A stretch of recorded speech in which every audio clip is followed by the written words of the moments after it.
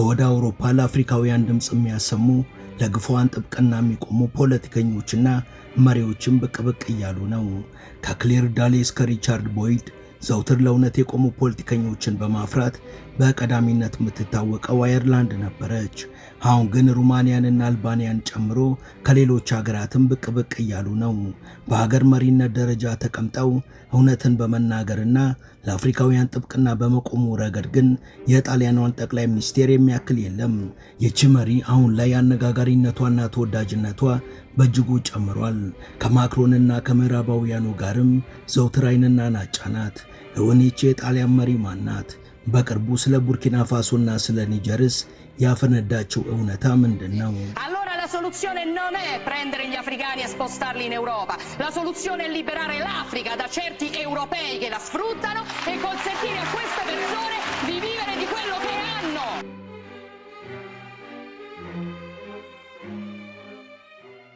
ሰላም በመላው ዓለም የምትገኙ ውድ የመሿለኪያ ቤተሰቦች፣ በዛሬው መሰናዷችን ዓለምን እያነጋገረች ስላለችው ስለ ጣሊያኗ መሪና ከአፍሪካ አንጻር ስለምታራምደው አቋም እናወጋችኋለን።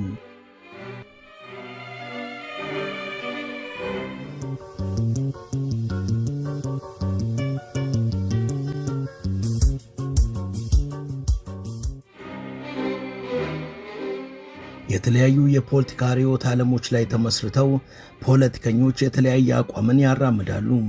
ሶሻሊዝም፣ ካፒታሊዝምና በእነሱ ስር ያሉትን ቅርንጫፎች ጨምሮ መሰል ርዕዮተ ዓለሞችን ይከተላሉ። በተለይ በአውሮፓ ደግሞ ፖለቲከኞች ብዙ ጊዜ በአቋማቸው መሰረት ግራ ዘመም ወይ ቀኝ ዘመም ይባላሉ። ቀኝ ዘመም የሚባሉት በአመዛኙ በዝቅተኛ የኑሮ ደረጃ ላይ ለሚገኙ ዜጎቻቸው ግድ የማይሰጣቸውና የጥቂት ሀብታሞችን ጥቅም ለማስጠበቅ የቆሙ ናቸው። በሌላ አገላለጽ ካፒታሊስቶች ናቸው ማለት ነው። እነዚህ ቀኝ ዘመሞች የውጭ ፖሊሲያቸውን ቢሆን በየሀገራቱ ሊገኙ የሚችሉ የኢኮኖሚና የሀብት ጥቅም ላይ የተመሰረተና ያንን ጥቅማቸውን ለማስጠበቅ ደግሞ ከዲፕሎማሲ ይልቅ ዛቻና ማስፈራሪያን አለፍ ሲልም የጉልበት ኃይል ይጠቀማሉ። በተቃራኒው ግራ ዘመም የሚባሉት ደግሞ ማዕከላቸውን ዝቅተኛው የህብረተሰብ ክፍል አድርገው የሚሰሩ ዘወትር ለእውነት የቆሙ ለድሃው ህዝብ የሚቆረቆሩና ከነሱ አንጻርም ፖሊሲዎችን የሚቀርጹ ናቸው። ከዚህ ባሻገር ለራስ ጥቅም ተብሎ የሌላ ሀገር ሀብት በብልጠትም ሆነ በጉልበት አላግባብ መዘረፍና መበዝበዝ የለበትም ብለው የሚያምኑ ናቸው። እነዚህ ለድሆችና ለፍትህ ተቆርቋሪ የሆኑት ግራ ዘመሞች ወይም ደግሞ ሶሻሊስቶች ይባላሉ።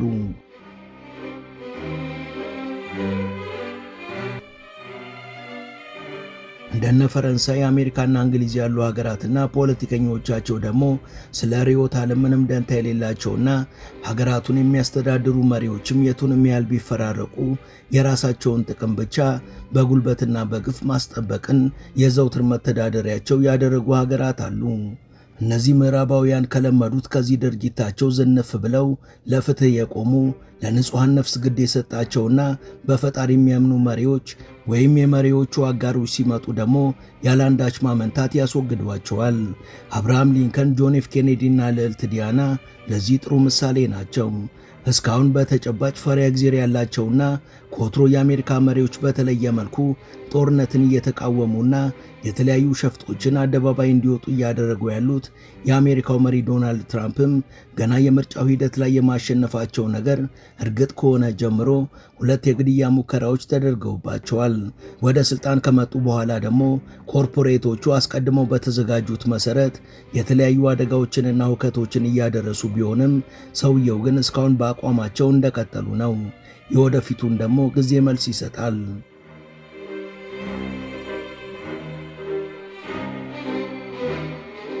እነዚህ ሀገራት ምን ያህል እኩይ መሆናቸውን ለማሳየት ፈረንሳይን መመልከት በቂ ነው። ፈረንሳይ በ14 የአፍሪካ ሀገራት ላይ ታራምድ የነበረው ፖሊሲዋ በጊዜ ርዝመት ወይም በመሪ መለዋወጥ ያልተቀየረና ዘውትር ተመሳሳይ የነበረ ነው። በስነ ምግባርና ለሰው ልጆች በመቆርቆር የሚበልጠን የለም የሚሉት እነዚህ ሀገራት አሁንም አብዛኞቹን የአፍሪካ ሀገራት መመዝበራቸውን ቀጥለዋል። እነዚህ የአፍሪካ ሀገራት ታዲያ እስከ ዛሬ ድረስ የገንዘብ ሚኒስቴርም ሆነ ብሔራዊ ባንክና የራሳቸው ገንዘብ የላቸውም። ለምሳሌ ፈረንሳይ በዚህ መልኩ ከምትመዘብረው የገንዘብና የቁስ ሀብቶች መሃል 58% የሚሆነውን በፓሪስ የፈረንሳይ ባንክ እንዲከማች ታደርጋለች።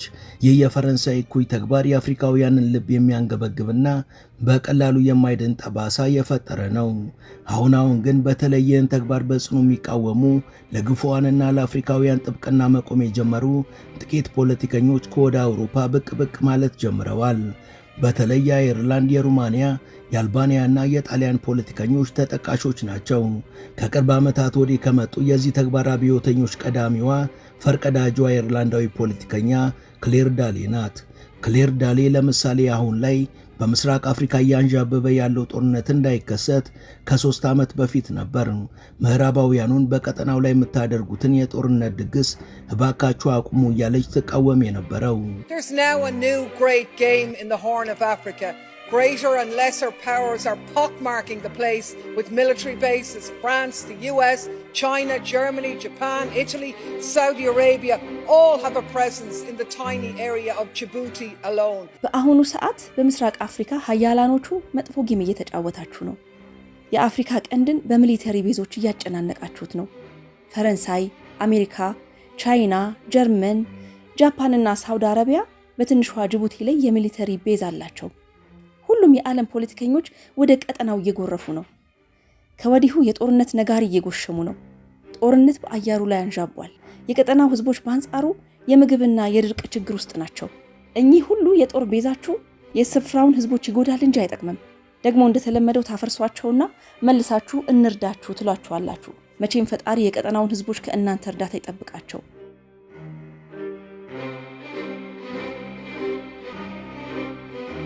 በአውሮፓ ካሉና የአውሮፓ ህብረት ፓርላማ አባል ከሆኑ ፖለቲከኞች ለእውነትና ለግፉዋን በመቆም ከክሌር ዳሌ ጎን ሌሎች ጥቂት ተጠቃሾችም አሉ።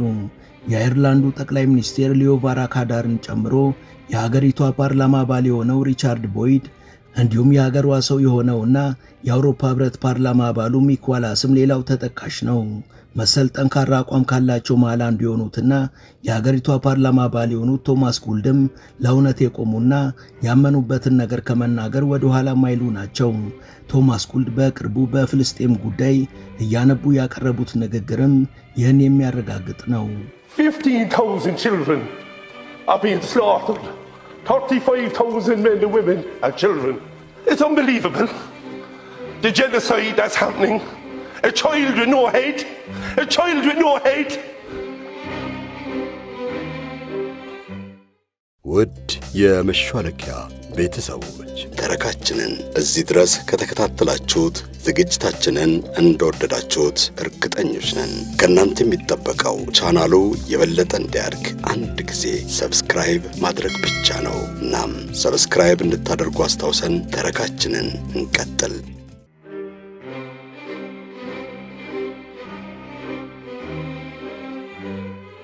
ከነዚህ የአየርላንድ ፖለቲከኞች ባሻገር እንደነሱ ለፍትህና ለግፉዋን የጸና አቋም ያላትና ከፖለቲከኛነቷ ባሻገር የሀገር መሪ ሆና እያገለገለች ያለች የእውነት ዘብም አለች። የጣሊያኗ ጠቅላይ ሚኒስቴር ጆርጂያ ሜሎኒ። ጆርጂያ ሜሎኒ ከወርሃ ኦክቶበር 2022 ጀምሮ ጣሊያንን በአስገራሚ ብቃት እየመራች ሲሆን በስልጣኗ ሳትኮፈስና እንደ አቻ የአህጉሪቷ መሪዎች ለፍትህና ለግፉዋኖች ጀርባዋን ሳትሰጥ ዘውትር እውነትን የምትናገር ለተበዳዮች ጥብቅና የምትቆምና የምዕራባውያን ሀገራት ለራሳቸው ጥቅም ሲሉ የአፍሪካና የእስያ ሀገራት ላይ የሚያደርሱትን ግፍና በደል በአደባባይ በግልጽ የምትቃወምና በጽኑ የምታወግዝ ናት። ልክ እንደሷ ከብዙ መሰሎቻቸው ተለይተው እውነትን የሚናገሩና ፍትህን በማስረጃ አስደግፈው የሚጠይቁ ፖለቲከኞችና መሪዎች ምን ያህል እንደሚጠለጠሉና በውሸት እንደሚፈረጁ የምታውቀው ጆርጂያ ሜሎኒ የምዕራባውያን መሪዎችና ሚዲያዎች ዘውትር የሚያደርጉት ይህ የማሸማቀቅ ስልታቸው የኋላ ቀሮችና የአስመሳዮች ዘፈን ነው በማለት የምታጣጥለው ሲሆን በመሰል ነገሮች የማትናወጥ መሆኗንም በተደጋጋሚ በተግባር አረጋግጣለች። Now, far from being some extremist that our mainstream media claim, Meloni is a deeply principled politician who has a habit of telling it.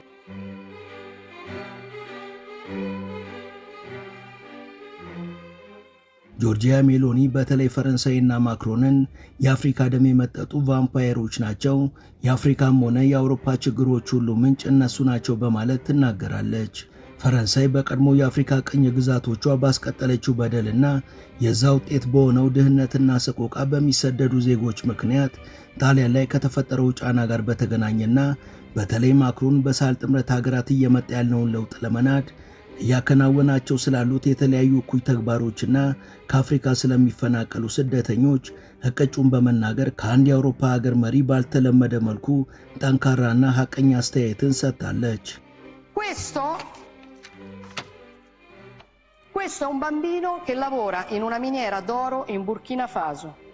Il Burkina Faso è una delle nazioni più አፍሪካውያንን በተመለከተ የአንድ ህፃን ልጅ ፎቶ ላሳያችሁ። ተመልከቱ። ይህ ህፃን ልጅ በቡርኪና ፋሶ የወርቅ ማዕድን ጉድጓድ ውስጥ ሲማስን የሚውል ህፃን ነው። ይህ ህፃን የሚቆፍረው ወርቅ ግን በፈረንሳይ የሀብት ማከማቻ ስልቻ ውስጥ ነው የሚገባው እንጂ ቡርኪና ቤሳቤስቲን አታገኝም። እስከ ቅርብ ጊዜ ድረስም ቡርኪና ፋሶ ከዓለማችን ደሃ ሀገራት አንዷ ናት። ፈረንሳይ 14 የአፍሪካ ሀገራትን ዘወትር በዚህ መልኩ ትበዘብዛለች። በፈረንሳይ የሚዘረፉት ሀገራት ዜጎችም በድህነት አረንቋ ውስጥ ስለሚዘፈቁ ለመሰደድ ይገደዳሉ። አውሮፓን ላስጨነቀው የህገወጥ ስደተኞች ጉዳይ መፍትሄ እንዲገኝ በመጀመሪያ ደረጃ እነዚህን የአፍሪካ ሀገራት ከሚበዘብዟቸው የአውሮፓ ሀገሮች ነፃ ማውጣትና ዜጎቻቸው በራሳቸው አንጡራ ሀብት ተደላድለው መኖር መቻል አለባቸው። ይህ የሚሳካው ደግሞ እኛ ሀገራቸውን ከመዝረፍ ስንቆጠብ ነው። ይህ ከሆነ ደግሞ መሰደድ ሱስ ሆኖበት የሚሰደድ ዜጋ አይኖርም።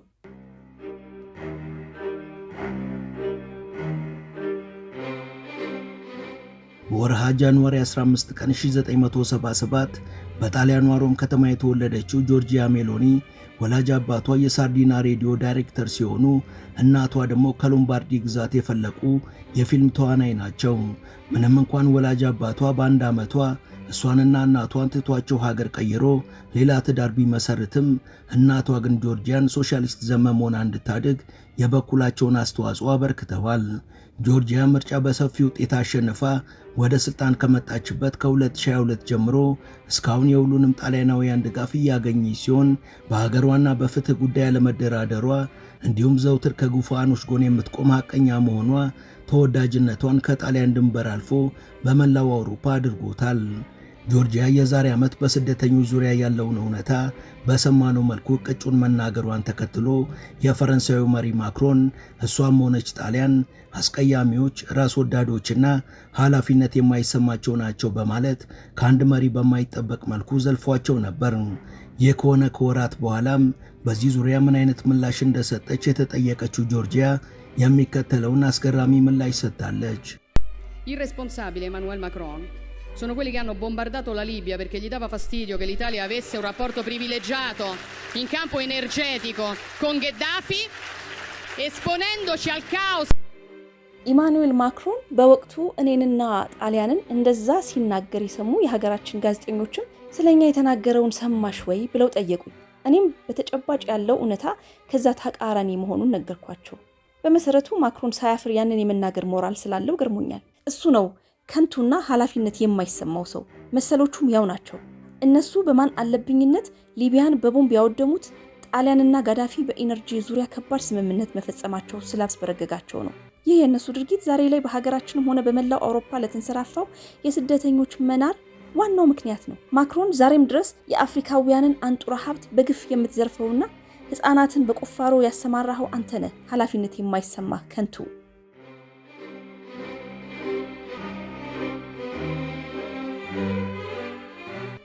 ዘውትር እውነታውን በመናገሯ የምትወደደው ጆርጂያ ሜሎኒ ሰርክል አፍሪካውያን ጥብቅና የምትቆም ሲሆን የአፍሪካ ሀገራትን ሀብቶች ለራሳቸው ለዜጎቹ ነው መተው ያለብን እያለች ደጋግማ ትናገራለች። እነሱን እየገደልን እኛ በምቾት መኖራችን ማብቃት አለበት፣ ማክሮንና ቢጤዎቹም ከዚህ እኩይ ተግባራቸው ሊታቀቡ ይገባል የሚለው የዘውትር አቋሟ ነው። Materie prime come accade in Niger, dove la Francia estrae il 30% dell'uranio che gli serve a far camminare le centrali nucleari e il 90% dei nigerini vive senza. ለምሳሌ ኒጀርን እንውሰድ። ኒጀር ካላት ዩራኒየም ፈረንሳይ 30 ከመቶ የሚሆነውን ዩራኒየም አላግባብ በመዝረፍ ለኃይል አቅርቦቷ ትጠቀማለች።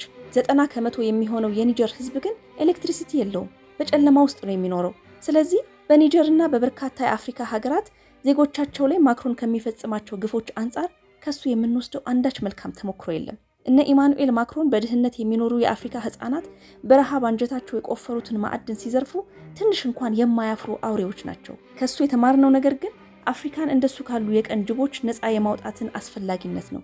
በሱና በመሰሎቹ ምክንያት አውሮፓ ሁሌም እንደ አዳኝ አውሬ መቀጠል የለባትም። የአፍሪካ ሀብት ለአፍሪካውያን ጥቅም የሚውልበትን መንገድ ሁላችንም መንደፍና ማመቻቸት ይጠበቅብናል።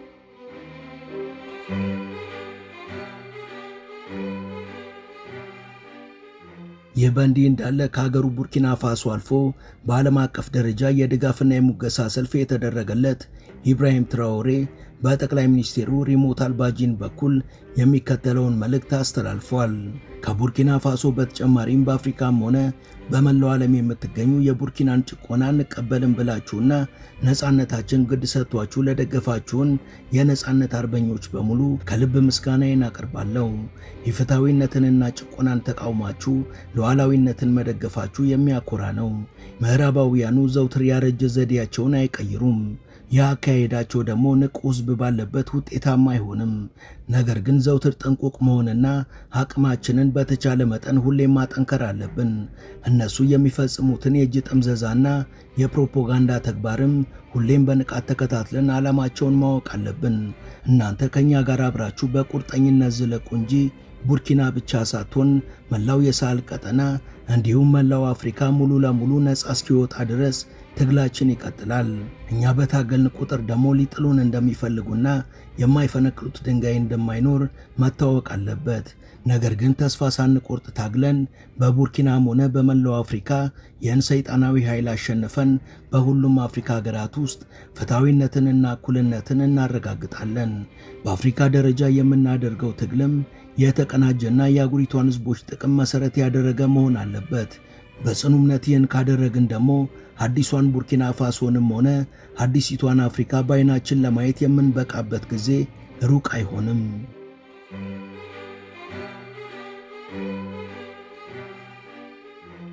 ውድ የቻናላችን ቤተሰቦች ለዛሬ ያሰናዳንላችሁ ይህን ይመስል ነበር። እስከ ዝግጅታችን ፍጻሜ አብራችሁን ስለነበራችሁ ከልብ እናመሰግናለን። በቀጣይ ቢሰሩ የምትሏቸውን ርዕሰ ጉዳዮች ብትጠቁሙን ደስ ብሎን እንቀበላለን። ቻናላችንን ሰብስክራይብ እና ላይክ ማድረግ አትርሱ እያልን ለዛሬ በዚሁ ተሰናበትን። መልካም ጊዜ